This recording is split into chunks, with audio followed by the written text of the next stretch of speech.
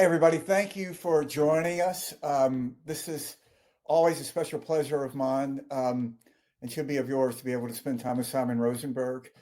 Um, I'll just start out by saying if you don't subscribe to the Hopium Chronicles, which is Simon's platform, it's inadequate to call it a Substack. You really should. He's doing extraordinary stuff, very different. I mean, some tremendous writing, but it's really become an organizing hub, a gathering place for people around the country. I look at Simon as sort of a Thomas Paine. He's out here posting this stuff and drawing people to it in the town square. And Hopium Chronicles really is one of these digital town squares that are really important to follow. So it's great to have you with us, man. It's great to be you here. out Saturday at No Kings? I was here in DC. I saw you in one of those frog costumes. I say that as someone who has spent time inside a chicken suit. Well, I mean, listen, we haven't.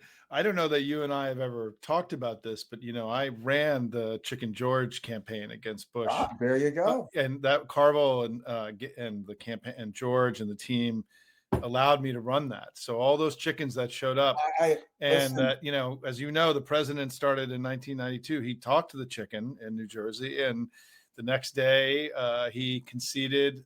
They agreed to all of our terms in the debates, and then we won the election. But I do think these kinds of I think these inflatables and the frogs and all of the unicorns are a really powerful new tool that we have to mock somebody who deserves enormous to be mocked. And so it's a very welcome development. I think we had a great day out on the mall. My wife came along. She's usually in the government, so she doesn't get to do fun political things. And so we had a good day with a bunch of Hopium folks came out. But Stuart, I'm excited to be with you because you just took a trip. And I wondered if you could tell us where you were and what you did and your reflections on this remarkable trip that you just took. Yeah, I just spent some time in Ukraine helping with an aid project.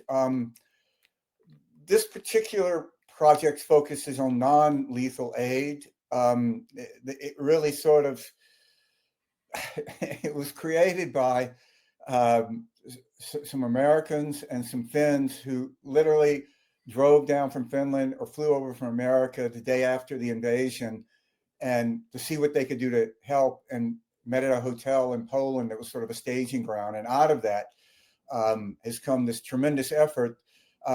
They gather together supplies, a lot of focus on medical supplies, and they gather vehicles, and they drive these convoys into Ukraine. And they distribute the supplies and they leave the vehicles. So some came down from Helsinki, and the rest of us met in Warsaw, and we drove them in. We're in Kyiv pretty much most of the time. We didn't go out on anywhere near the zero lines or the front lines. And I got to say, you read these stories about Kyiv that makes it sound like war-torn Kyiv or something. I don't know. I mean, we were staying at the Hyatt, and the bomb shelter was right next to the spa, which I don't think it's exactly like Stalingrad. I mean, the city seemed extraordinarily normal and vibrant. The city center, for the most part, you don't walk around and see drone damage. When you get out more to the outer suburbs of it, you do. But one of the things this group also does is support tech efforts to develop new land-based drones. And there's a big article in the Washington Post about this phenomenon today.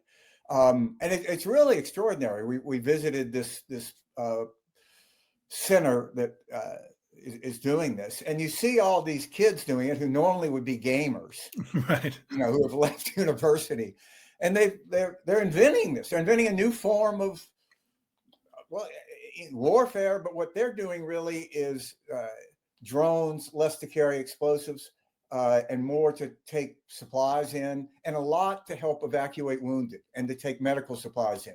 Because, you have this situation now where the drones are so constant that the Russians are flying, these first-person view drones, FPV drones, that to just step out of into any kind of remotely open space is basically high risk. So you have people who are wounded who can't get evacuated, because to evacuate them, you're just going to end up with more people wounded. So they developed these drones now. Some have 100-kilometer range. I mean, it's really extraordinary. And they just invented this stuff from scratch, and the energy and the focus of this. We went out. I was over there with Ken Harbaugh, who, if you hadn't had on your show, you definitely should. Ken, extraordinary guy. He's a Navy pilot. I got to know him because he was involved in this effort called Veterans for Responsible Leadership, which was started by a group of primarily former Navy SEALs to oppose Donald Trump in 2016. But he is doing some extraordinary reporting where he is actually going out there to amazingly dangerous stuff. I saw a couple of journalist friends in Kiev who've been in Kiev before the war, and they're like, yeah, I don't do that shit. Yeah, that guy's crazy, great respect, but like, oh man. But Ken let me tag along where he visited this extraordinary figure who he's gotten to be friends with, who's a Supreme Court justice, who is part of a group of volunteer judges and lawyers who have erected a series of anti-drone positions that are around Kiev. And, without revealing too many, this one's on a river, because the drones come down the river. And it's basically machine guns, high caliber machine guns mounted on top of a houseboat. And they fund this themselves, except for the most expensive part, which is, acquisition of ammunition. Mm-hmm. And they, it's just amazing to think about. I mean, this is a guy who's at the Supreme Court of Ukraine. He puts in a day's work, and he drives, it's about 25 minutes from his house, out to this, rickety old houseboat, and armors up and stands up there and waits for drones to shoot him down. And just the sort of resilience and the innovation. And one of the things that really struck me, I think it's okay to talk about this, there was this machine gun that was very prominent, first used heavily in World War I, called a Maxim gun. You've seen pictures of them, this big round barrel thing. And it's really why there were 20,000 killed the first day of the Somme. They could fire 600 rounds a minute, the first weapon that could do that. So they've created this weapon that is taking literally 4 Maxim guns from that era that came from World War II stocks of the Soviet Union that were still in Ukraine. And they've put them on a bar, and they've welded a piece of metal to the triggers, so that to fire all 4 at once, you just press down on this metal bar. And they're up there like shooting down drones with this shit. I mean, it's like something, it's extraordinary. And, to them, it's very personal. His house was hit by a drone a couple of weeks before we were there. Sort of an open question whether or not it had been deliberately targeted. Yeah. But we went to his house. It's just this nice suburban neighborhood. And they're kind of dark humor and spirit. It just, I can't help but think of the Blitz and what it was like there. This drone hit across the street, just a narrow suburban street across from his house. He had, been saving up to get a new car. It was in the driveway. It was blown to shit. He and his wife were sleeping in their cellar. The drone hit about 6 a.m, which is a thing that they're doing now. They're trying to hit more like at the end of the evening where it's still dark, but people are starting to go to work and that kind of thing. So they survived, but they had just spent the summer like people do, working on the house. They put in new windows and all this stuff. They just all blown to shit now, and all around his yard are pieces of drone. This piece of drone. I mean, I picked one up. I mean, it's amazing. You see, there's a drone fin, has a number on it. And that's just their life. And, these people aren't going to quit. There's not remote sense of self-pity. They're very fatalistic about it. I mean, just like it is what it is. So, it's just heartbreaking that the West isn't doing more, but particularly the United States isn't doing more. This thing could have been over. I mean, I don't think President Biden did enough, but certainly there was never a question whether or not President Biden thought who was at fault. Right. And that trip that he took to Kiev, the only wartime president, only president to go to a war zone not controlled by Americans in American history, is incredible. So it's very humbling to see. We went to this cemetery in Lev, which is just heartbreaking, that you look at a before picture of what it was like in February of 22 and what it's like now. And it's just heartbreaking. Or February 21, I guess, was when the full-scale invasion was. Stuart, if I can ask a question, is that Yep.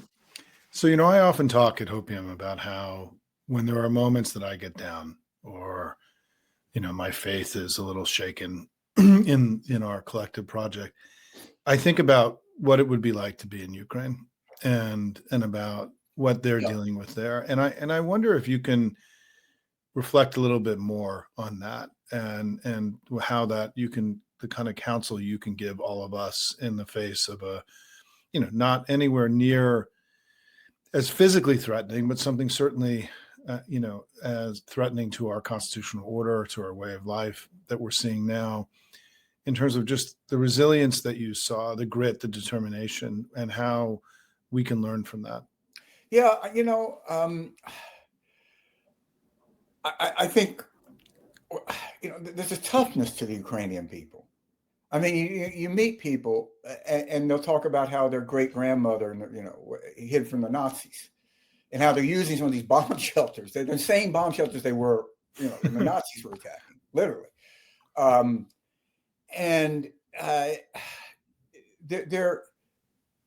You never get this sense of like, why is this happening to us? But this is, nor like, should we be doing this? Of course they think they should. I mean, it's just to defend what they are. And they have, because of the atrocities, they know what it would be like. I mean, I think that's one of the problems that Americans have, our inability to imagine a different kind of country, particularly those of us, you and I, Simon, are going to be pretty low down on the ICE list, I mean, before they start chasing us around. We feel kind of immune from it, and they don't have that. I mean, you can walk from the center of Kiev to Bucha, and it's not a long walk. And the horrors that occurred there, and they look at Mariupol, and it's just, I think they have a sense of they have to win, and therefore they will win. And they're not expecting they're not expecting Russians to change.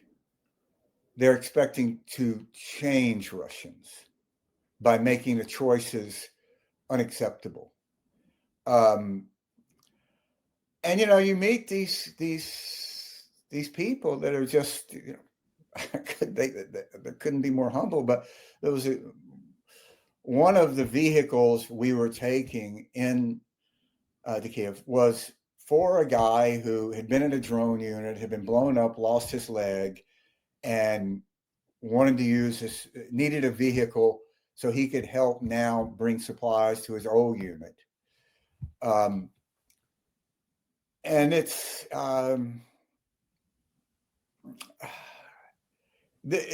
it's a land war in Europe. I mean, it's, you know, it's and you know, that's such a tragedy.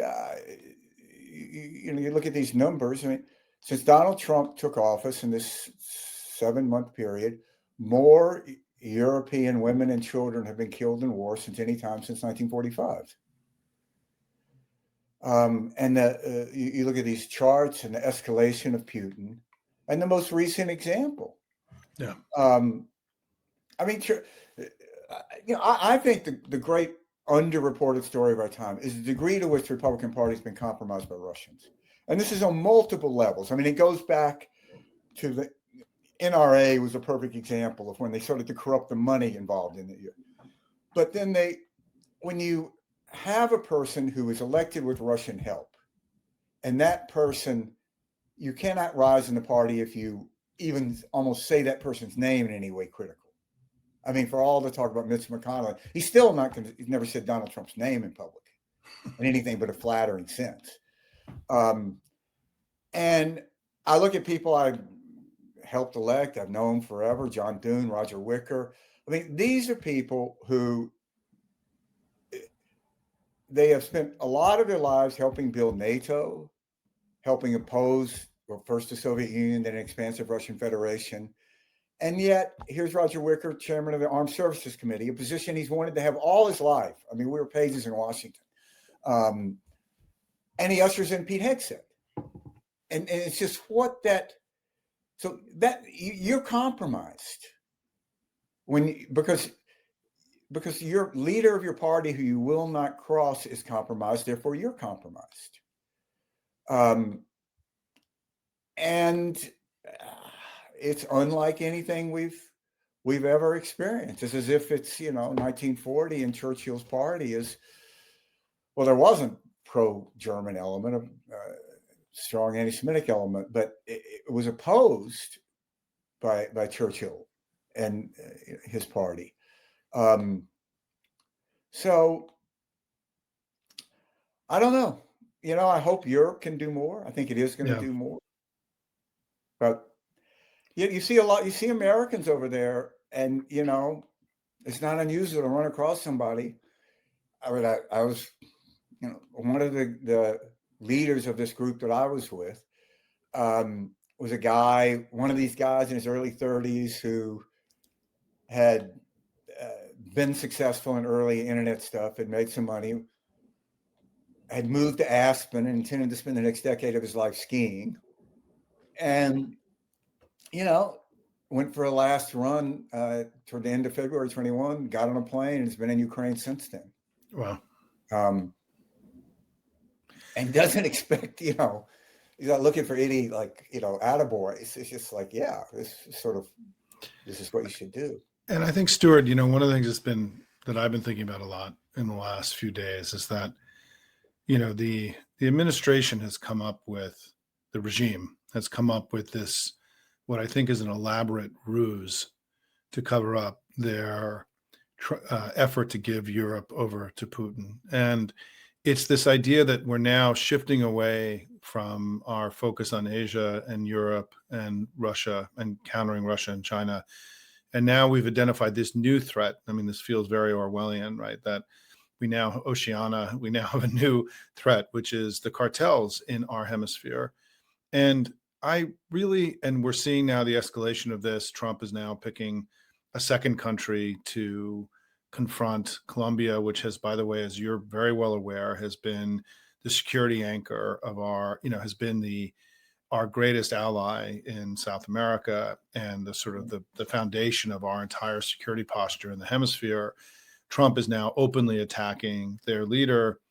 And you know, soon we'll see what happens with Mexico, right, and how this moves. But I believe that part of what this is really all about is this is not a legitimate in my view, this is a completely illegitimate and ridiculous thing our government is doing. And I think that it's being done as part of what has been this elaborate game that Trump has been playing, where he knows that public opinion and even people in his own party don't approve him handing over Europe and Ukraine to Putin, which is what he wants to do. It's what, and so what he's done is that he's continued to play these games with Zelensky. He rolled out the red carpet for Putin, right? He had this awful meeting in the Oval Office on Friday where he sort of ripped open, and there was like the big, R for Russia on his shirt, in the meeting, which we all knew, like back in their first meeting that happened. They didn't even allow cameras into the room in this one because Trump was going to mistreat Zelensky. And he knew that wasn't going to work for him in the United States, in a country where Vladimir Putin has 5% approval rating, right? And so I think we have to recognize that part of what's going on here with this now escalation in the Caribbean is that this is all being done as a way to create a at least a fig leaf of a case to allow Trump to give away the store to Putin in Ukraine and in Europe. And it is why their escalation around this, of course, was going to lead to what happened on Friday, which is that Trump believes that he's got a cover story that he can try to at least sell to the American people, as opposed to it being him being a coward and running away, from this important fight with our allies. And I think that, this is why I think these things are connected. These are not separate things that are happening. Yeah. And it's just the malevolence of this is, as you pointed out, it's incredible. I mean, today, Lindsey Graham posted on Twitter or wherever this unbelievable supine homage to Trump, praising his, he just got a fundraiser with Trump, right? So he just praised him. He used capital letters. He praised his brilliance for this war in the Caribbean that we're now fighting, shooting boats full of fishermen, with the American military. And, we are, these are, to your point, I mean, the bigger point you were getting at is how in the world has the remnants of the old Reagan Republican Party allowed themselves to be rolled over by all this? Well, look, brother, I've been thinking about this a lot, and I think something happened that we did in the Republican Party, that over decades we cultivated a breed of candidates and elected officials who knew that they rose through compliance, that they rose not through leadership but by following. And it like a lot of things, it probably goes back in American politics to race a lot. When in 1964 the party it went from 39% and 56 blacks supported Eisenhower to 7% supported Goldwater, opposed to the Civil Rights Act. Trump got 8% and 20. That's 1 point every 56 years. So, that the party became over. Just think about this. This really struck me. It's such an obvious thing, but I don't think any Republican in our lifetime at any office level has ever been elected who didn't carry the majority of the white vote. Even mayor, city council. So, it's a white party, and that makes it more homogeneous, which makes it less likely to support differences of opinion and support mavericks. And this idea that, you're going to wait your turn and you're going to have this. And it's like a genetic experiment. You do this for decades, and what do you end up with? You end up with the John Thune, the Roger Wickers, the Lindsey Grahams, who would say that this is what they believe, but they won't do anything to make it happen. And, you've been involved in so many races, like getting elected to the U.S. Senate or Congress, it's a real pain in the ass. I mean, you have to go through a lot of humiliations. You don't make that much money. I mean, it's kind of maybe a good job, but I mean, still, there's a lot of just degradation about it. So you go through all this bullshit, and you get to the U.S. Senate to do what? To do whatever Donald Trump tells you? I know. I mean, really? I mean, why? For that, you put up with listening to idiots at the Kiwanis Club for 30 years. So Stuart, I have this theory. I have this theory that I want to run by you. And we've had several of these conversations over the last couple of years. And that, so, when I look back at the Republican Party post 1965 and the embrace of the Southern strategy, right, I always saw, the way I see it, and this is me, right, that there were sort of two foundational pillars. There was exploitation of racial fear, which was a decision the Republican Party made after 1965 that was an unfortunate moment in our history, that the party of Reagan chose a different path, and opposed to racial reconciliation became the party of Willie Horton and so on. But then the second piece of it was anti-communism and pro-democracy, which was something that Reagan exemplified, the Bush family exemplified, right? And I always have come to believe that what happened to that, and that created a break against some of the authoritarian impulses of the politics you're describing, right? And that when the Cold War ended, then that break was removed from the Republican Party. And that all of a sudden, this idea that to be a Republican also meant that you were for democracy and you were for liberty and that you were for freedom around the world, and using the American empire to grow freedom for people around the world, that no longer became as salient, and that we've seen since 1989, when that break was removed, this sort of escalating or descent, whatever direction you think it is, into what happens when you have a white supremacist, a party that is at its core driven by, exploitation of racial fear, white supremacy, whatever words you want to use, that eventually would reject democracy, because tribalism, what ruins democracies and what destroys democracies all around the world is tribalism, where loyalty to the tribe becomes more important than loyalty to the country, which is certainly, I think, what we've seen, that MAGA's become a tribe, in essence, in our politics, a white tribe, and also an ideological tribe that has a tribal leader. Yeah, an extremist movement. And that part of how we got here and why this feels so different from Reagan and Bush is that the Cold War ended, and that this break was removed, and that really the story of the Republican Party since has been this slow migration to a place where, and I think one of the escalating points to me, as somebody who lived through this on our side, was Bush v. Gore in 2000. And I think that the decision, that was a moment where the Republican Party learned that they could gain power without winning an election outright, which I think created hey, boys, we got this new thing we could do, right?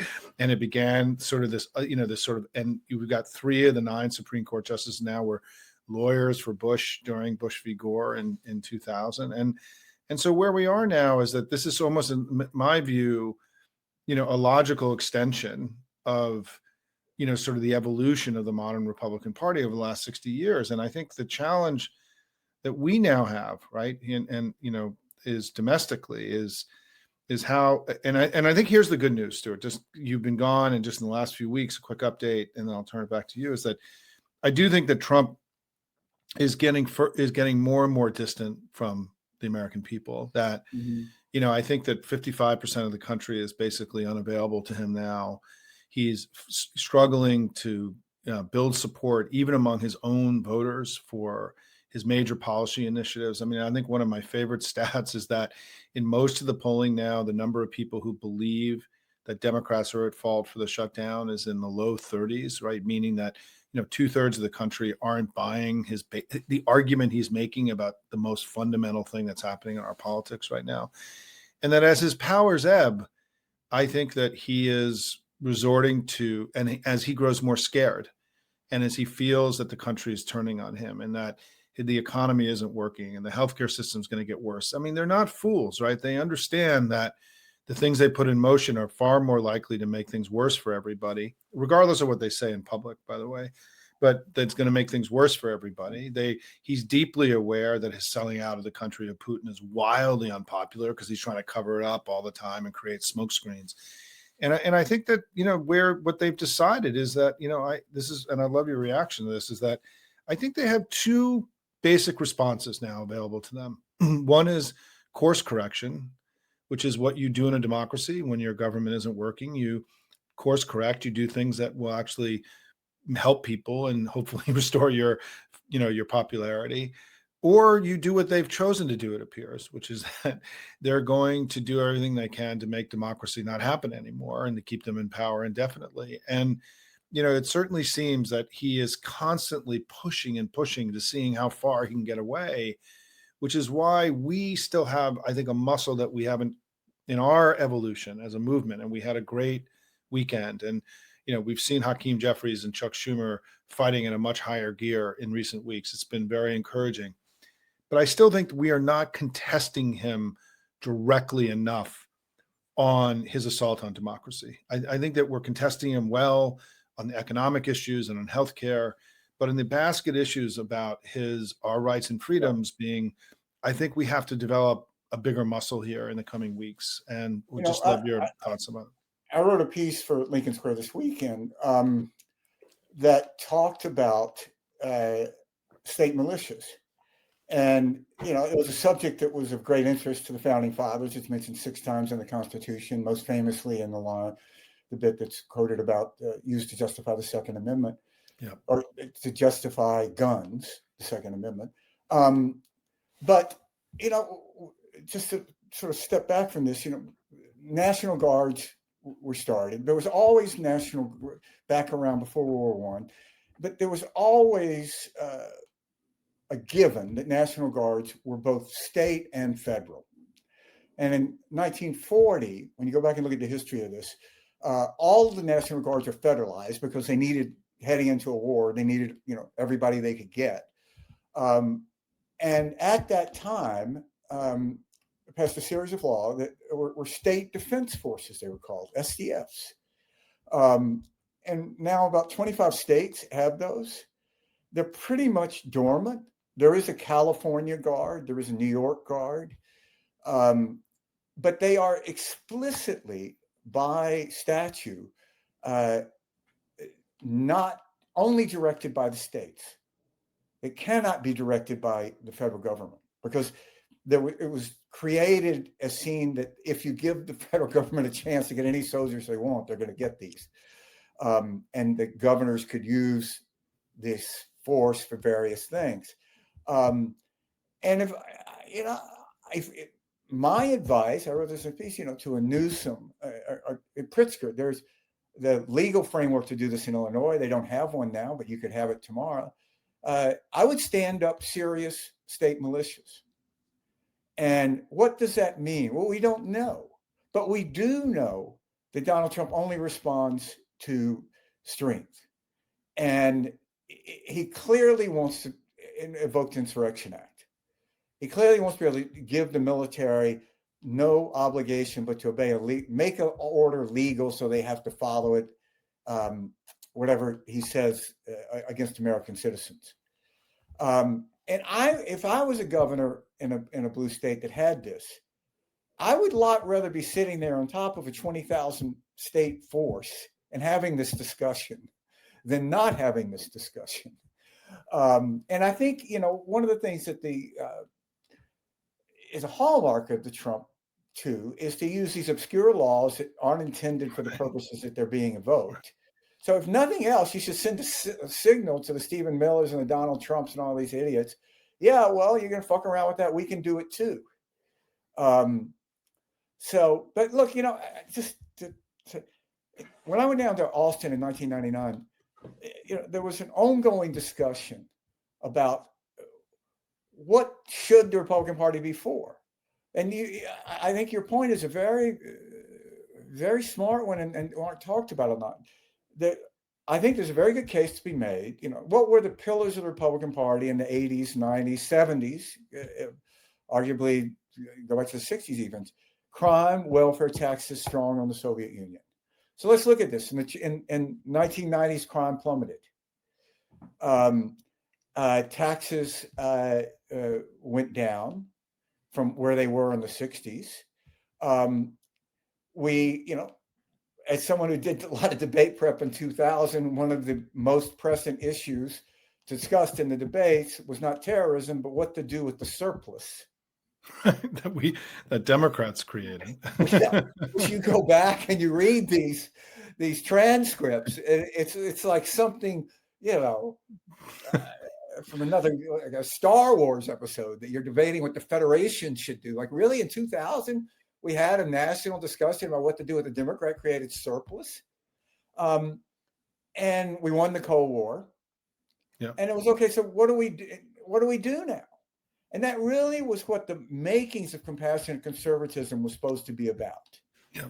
And at the time, a lot of conservatives said to Bush, "So are you saying that being an American conservative today isn't compassionate?" And Bush's answer was basically, "Fuck yes. That's what I'm saying." And it was all sidetracked, went away on 9/11. And if you look at it before, you could see Bush, which is why he was so. His issue that moved him most was education.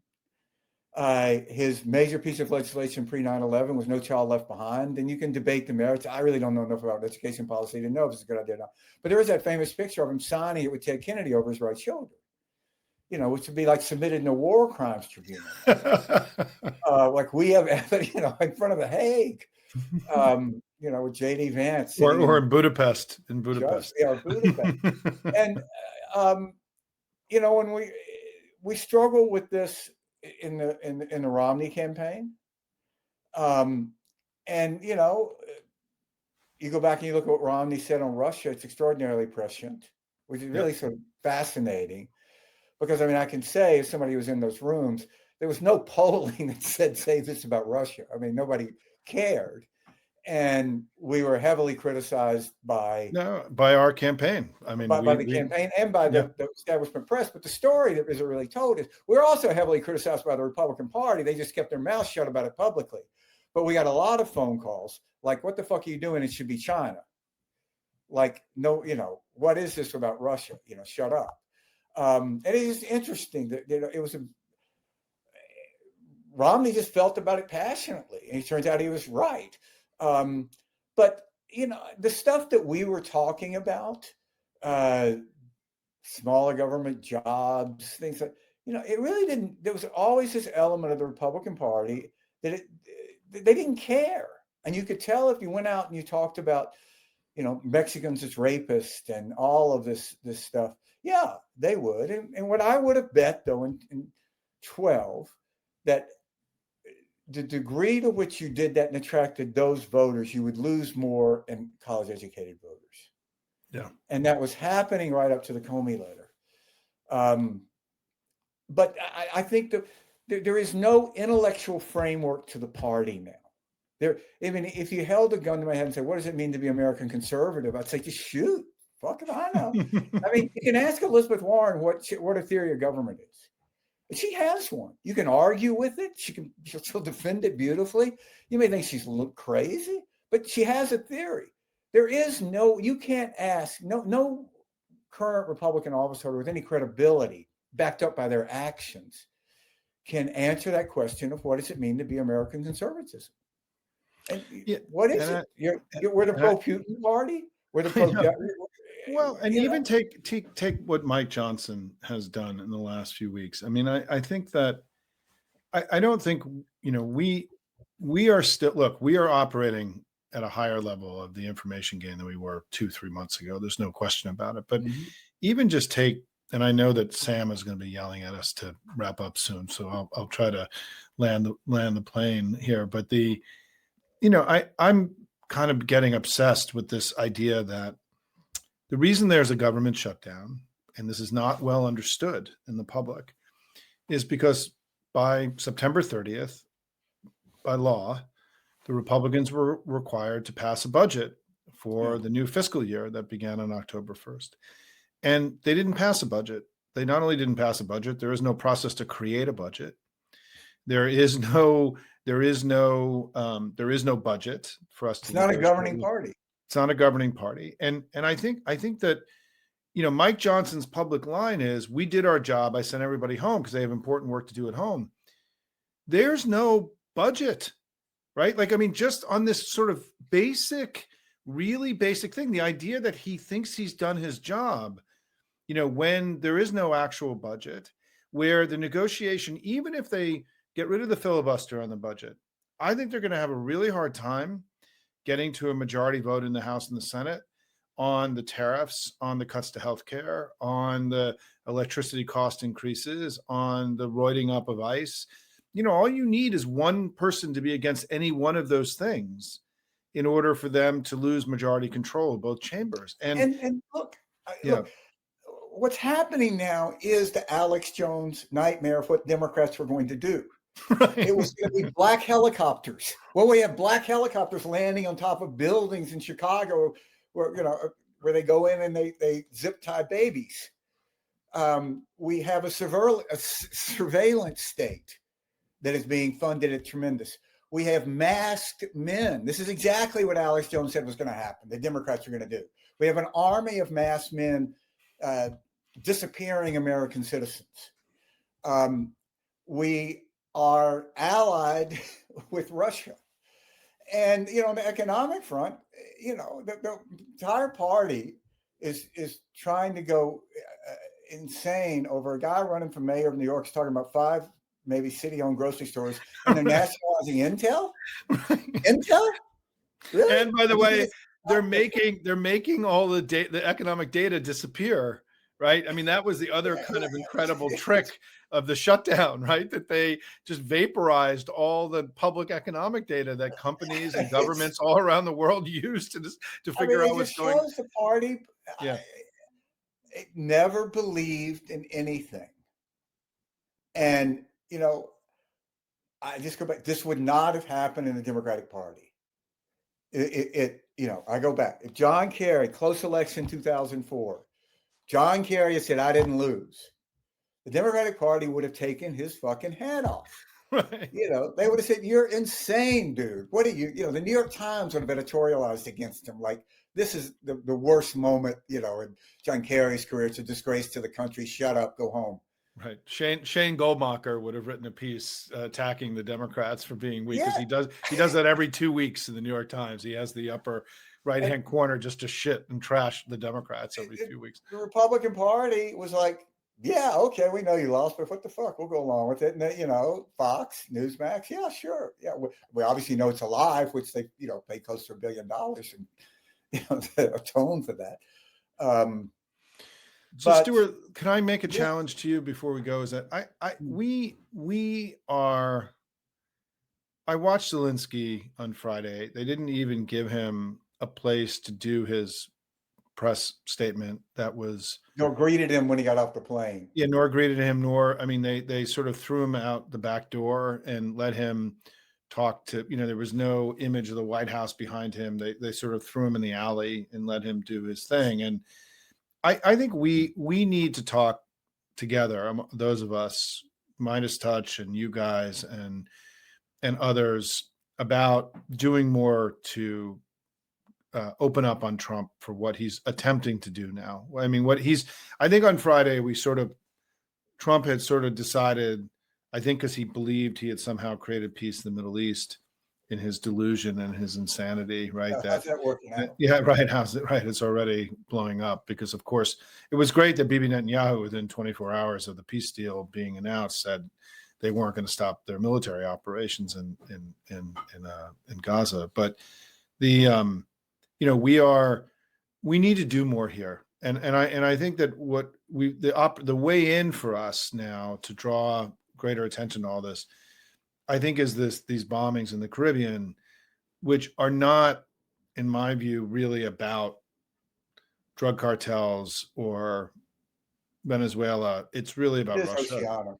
Yeah, it is, and we have to start connecting the dots for everybody on all this and recognize that. Yeah, I don't think we're talking. I don't think we're talking about it enough. I think you're absolutely right. Yeah.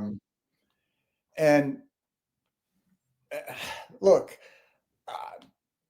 Marco Rubio's brother-in-law is a Cuban-born narco-convicted cartel leader. So, does he think, well, like, should we blow up? I don't know. So, like, given the chance, should I blow up my sister's husband when he was like in the drug business? A guy who, ended up living with my family and, It's so ridiculous that it's ridiculous. this, I mean, people don't realize how large the American military is. Right? I mean, it is larger than the next 9 militaries combined. Think about that. I mean, and we're shooting unarmed boats. So now we're blowing up basically fishing boats. I know. Meanwhile, we have a Coast Guard, right? And we already have all the layers that manage all of this without, the DoD. And, and so I do think that part of, just to, bring it home from your incredible trip and your bravery and your courage for doing all that, Stuart, thank you so much for standing with the people of Ukraine. They need to see Americans by their side. This is really important. And I will be honest with you. I work really hard, but I feel like I haven't done enough here on this issue. I need to be doing more. I'm grateful for your leadership. You've put pressure on me, frankly, to figure out. And, my grandfather, Louis Rosenberg, was born in what is Ukraine today. He was Jewish, so he ran away, which is, what Jews did in those days. But, all of my my grandfather's family all came from Ukraine, and I've never been there personally, but we have great understanding. My grandmother came from Riga, Latvia, and my mother's family is from Germany, and we are in Ireland. Part of it is Ireland in there too. Is that we in our family growing up, just the stories of the region, right? And just the trauma and the never-ending wars and everything, and the Russians and the Russians and the Russians and the Russians, right? This was all part of sort of family stories and consciousness. And, and so part of the reason I was so excited to talk to you today is I feel like just being with you here today has created an enormous personal challenge for me to figure out what I can be doing more than what I'm doing, because I do think that I think that part of what's happening to Trump right now is that he is in profound decline, that he's in political decline. He's in cognitive and physical decline. His powers are ebbing, and he knows it, and everyone around him knows it. And they're sort of looking for things that are spectaculars, because I think they're aware of his ebbing powers. And I think they also implicitly are all aware that JD Vance is completely unprepared to take over for him if anything were to happen. Is not, even though he's the anointed heir, he's not actually an adequate heir to Trump. And that they are, there's a sense that I think that there's like a smash and grab attitude here, which is we got to get as much as we can, where the guy is still, leading the charge here, because he may not, his powers are up. Yeah. All the Republicans, the guy who went out and defended a good Nazi joke. Right. I mean, think about it. Like what when you're sitting in the room and you go, well, God damn it, somebody's got to defend those people, We're just telling the kids who are 40 years old, right? It's all the kids are 40 years old. One of them is my state rep here in Vermont. It's all locker room talk, Stuart. Right? It's every day. Yeah, and think about his staff. Like no one can say like, no, there's no need. It's about even sitting in a room and telling your boss that it's not a good idea to defend Nazi jokes. I mean, how do you? It's like it's insane. Yeah, I love Hitler. Maybe over the line, right? It could be over the line, Mr. Vice President, right? There's nobody is. So why does he do this? Because I think the reason is that they believe that the way to rise in the party is to be the most transgressive and to be the most offensive, and that you will be able to earn your, prove that you're like, I'm willing to go out and to defend Nazis. And I think it goes, the reason I was just saying this, it goes to your point that he's not prepared to be. This is not something, that the country wants. I mean, it's a problem I think Republicans have. Or who is an attractive figure in the Republican Party? It is. Mike Johnson, this little weird, creepy guy.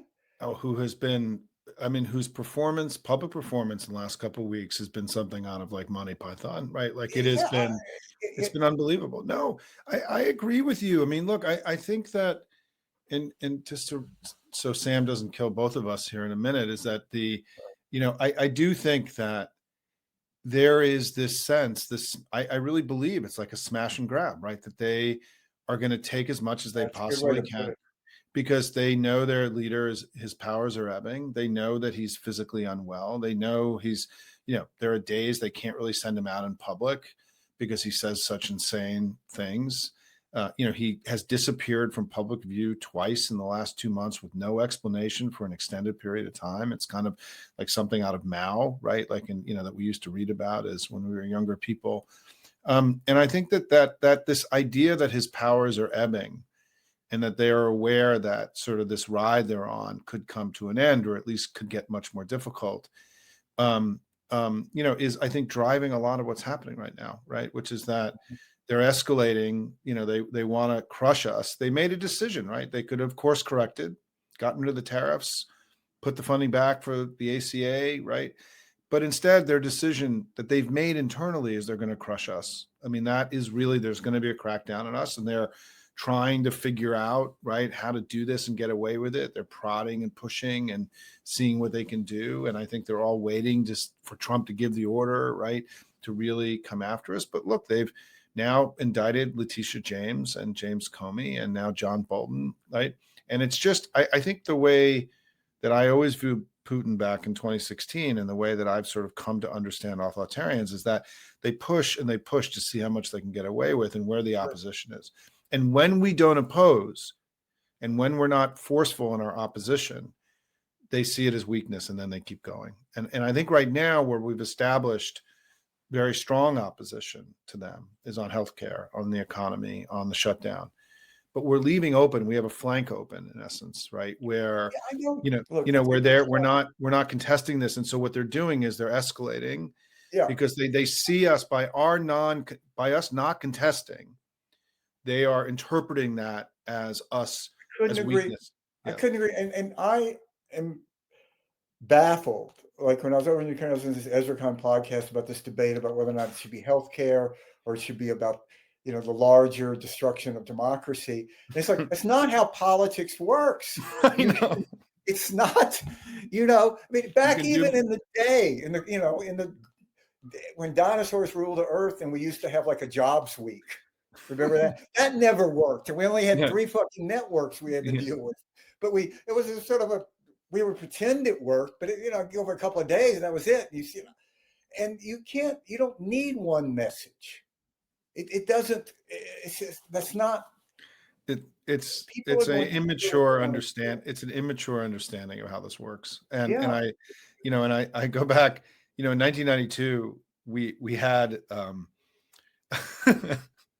I was the liaison between the war room and the 31 communications operations in the States. We had 31 targeted states, not 7. That's a great job. Yeah, no, it was an amazing job. I called myself the minister of propaganda in the campaign.